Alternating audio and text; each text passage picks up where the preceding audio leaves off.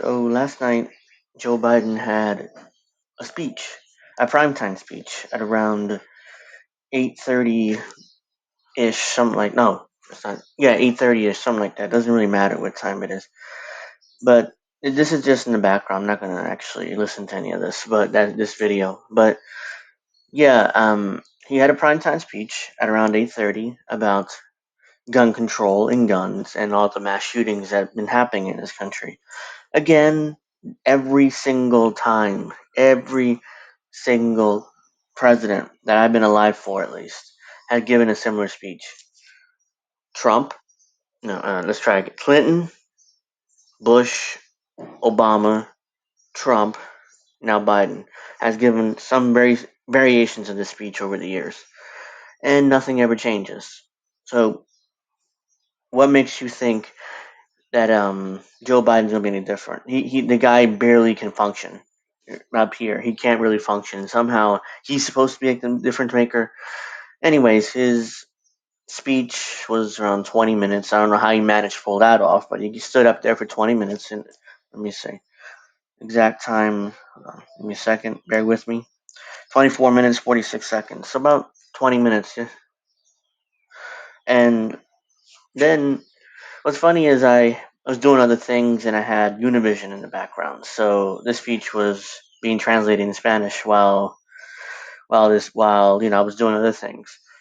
And then by the end of the speech, Jorge Ramos, longtime Univision anchor, reporter, whatever you want to call this guy, makes says something to the effect of, "I wonder if this time I wonder if this time will if this speech, this great speech, will change senators' minds."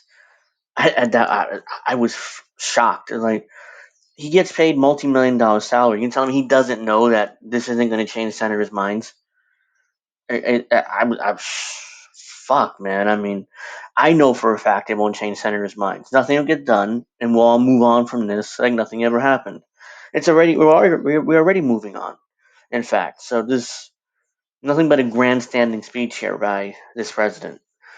On top of that, let's get to his policy prescriptions in this speech. Ban assault rifles. Then okay, then by that logic, AR-15s are not assault rifles. So you wouldn't ban AR-15s by this, unless you say ban assault. There. Let me try it again. Unless you talk about banning assault like weapons, like the AR-15. Not really assault rifles, but at the same time, they act like it. So if you say that, but even that, I question if it's constitutional because this Supreme Court will knock it down, knock any gun control reform down as unconstitutional. So I don't know, the other policy answers. Oh, federal background checks. Did Uvalde pass a federal background check? Not a federal background check, but a local background check. I mean, yeah, he did. So that wouldn't help either.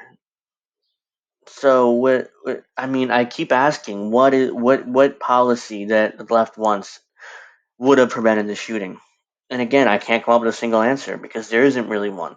There isn't a policy right now, at least, that the only thing that would have helped is an assault weapons ban or even a gun ban, a straight up gun ban, which is not going to happen in the United States. So I don't want to hear about gun control, gun bans, anything like that. What's your real answer? What's your policy proposal to at least limit mass shootings? There is none. On the left, at least, there is none. All I hear is incoherent rambling about guns, it's the guns, it's the guns, it's the guns, it's the guns. Or we gotta do something about guns. No, you gotta do something about gun culture in this country. Forget about the guns. The issue is the culture that surrounds the guns in this country. Americans love their guns. Even in blue states, even in solid democratic states, there's a bunch of guns. People still own guns. So what? It's not the end of the world. So if you really want to end this obsession with guns in this country, you got to address gun culture, which takes a long time. Which is why left doesn't want to do it. They're lazy. So it's like, what's the answer? What's the easiest way to do this? Oh yeah, gun control, gun bans. Blame the guns, sue the gun manufacturers. That's how we're going to address this. We're not going to address it by actually doing something and actually, addressing the core issue, which is the gun culture and our glorification of guns in movies, TV shows, video games, etc. And look, and I play, and I'm not saying that we should remove guns from these television shows, movies, or video games. What I'm saying is that's the actual issue. I'm again. It's not the guns. It's not the guns. I mean, the guns itself is just an inanimate object. That's ultimately what it is. Saying it's like saying cars. Like, oh, you can possibly run somebody over with a car. So by definition, we have to ban cars. It makes no sense. But that's the logic behind. If you take that logic further, of banning guns. So yeah, it's a grandstanding speech, a useless speech. This isn't something that's actually going to change anything, especially with this president's approval rating at 35%. It's not going to change anything. So this is just Joe Biden just appealing to his base and sucking up to his base. See, I want to ban guns. I want to ban assault rifles, but this is see, I gave a great speech. Isn't that good enough? So that's what this is. His base will probably love it, but it's a big waste of time. It's ridiculous and it's embarrassing. I mean, this isn't going to change anything. Well, until the next video, I hope you guys enjoyed. Please give me a like. Please subscribe. Give me a like. I already said that. Idiot.